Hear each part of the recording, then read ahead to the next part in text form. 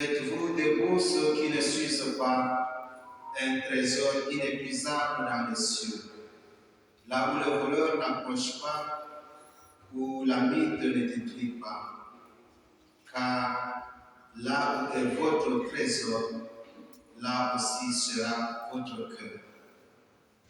Restez en tenue de service, votre ceinture autour des reins et vos lampes allumées.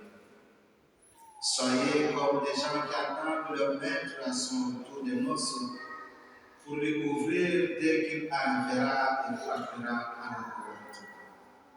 Heureux ces serviteurs-là que le maître à son arrivée trouvera en train de veiller.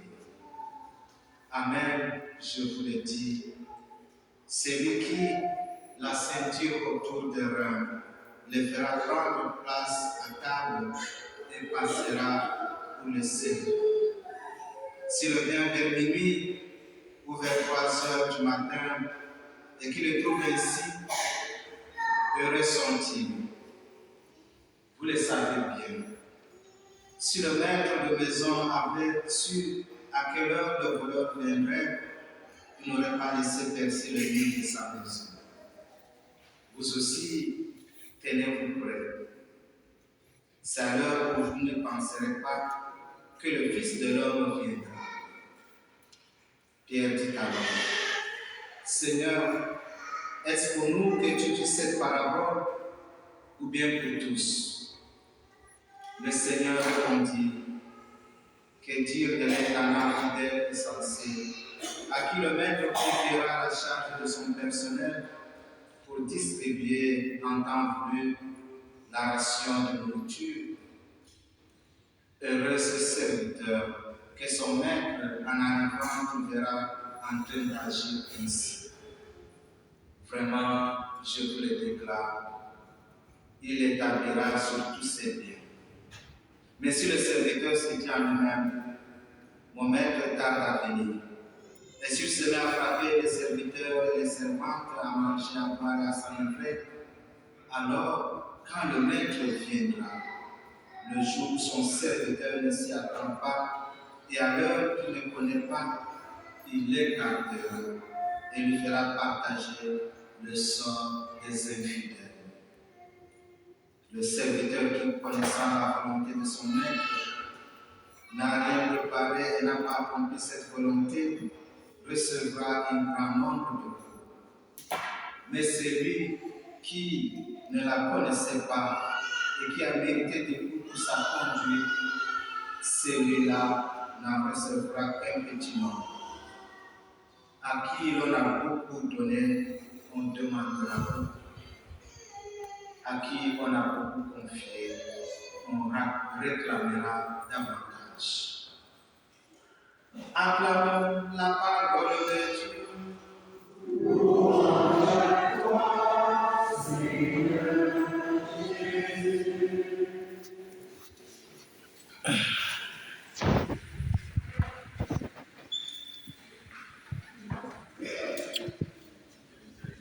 Chers amis bien-aimés, symbole dans sa deuxième lettre aux Corinthiens nous donne une figure des 3 vertus théologales. On appelle vertus théologales parce que nous les avons reçues de Dieu, nous n'avons pas acquis par nos forces, mais c'est Dieu lui-même qui nous les donne.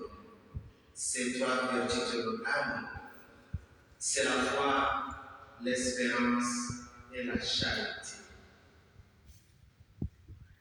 Voilà, notre méditation, frères et sœurs bien-aimés, va tourner autour de ces 3 mots, ces 3 vertus.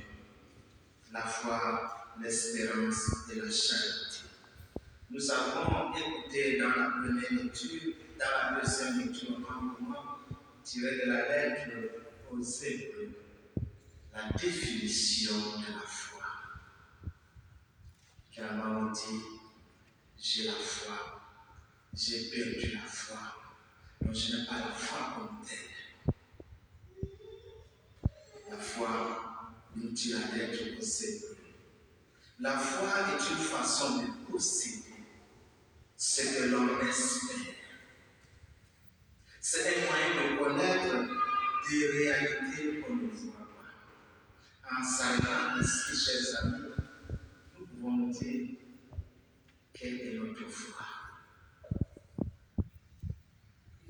C'est posséder des réalités, ce qu'on espère ou ce qu'on ne voit pas.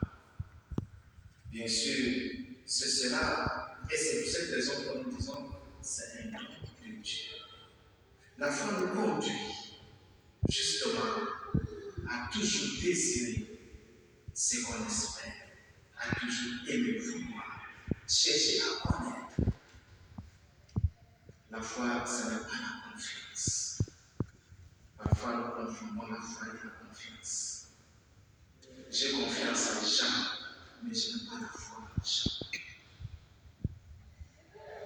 On peut avoir confiance en Dieu, mais la foi est au-delà de la confiance. Donc, la foi, c'est ce qui nous met en mouvement vers ces réalités que nous cherchons, que nous désirons. Voilà pourquoi nous disons parfois, j'ai perdu la foi, mais quand on perd la foi, qu'est-ce qui se passe? C'est la deuxième vertu, l'espérance. Quand nous désespérons, nous perdons la foi. Et l'espérance, justement, c'est ce moment, ce moyen, et je dirais cette confiance que le Seigneur a dans notre cœur de ne pas se décourager malgré tout. Malgré les épreuves, malgré ce que nous traversons, il y a quelque chose d'espoir, quelque chose de positif qui sortira de nous. C'est cette force intérieure qui nous conduit toujours à agir et à aller, à ne pas s'arrêter. Voilà l'espérance qui anime notre vie. Mais quand nous désespérons, chers amis, nous pensons que rien ne va plus dans notre vie. Et quand rien ne va plus dans notre vie, qu'est-ce qui nous attend? Quand nous sommes désespérés, quand nous n'avons plus de foi en nous, c'est, je peux dire même parfois, le suicide qui nous vient. Ce qui se suscite parfois nous désespère. La vie n'a plus de sens.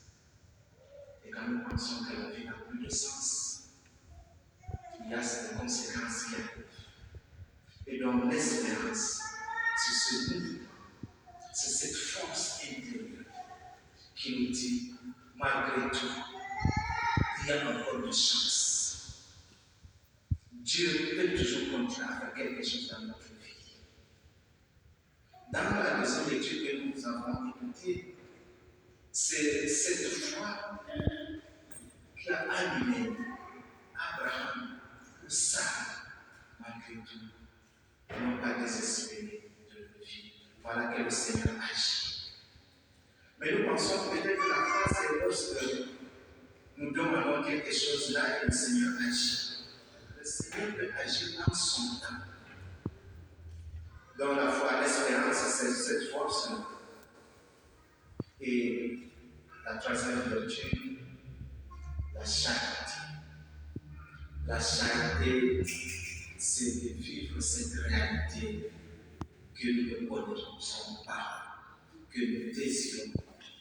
C'est la réalité.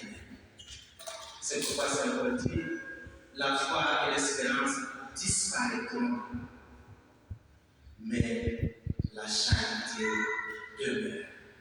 C'est le nom même qui est Dieu. Dieu est la réalité qui ne change pas, qui est toujours là. C'est pourquoi Dieu est. Il est plus qu'une existence. Et donc ces trois vertus, la foi, l'espérance et la charité, Jésus nous les présente aussi dans l'évangile que nous venons d'écouter. Il s'adresse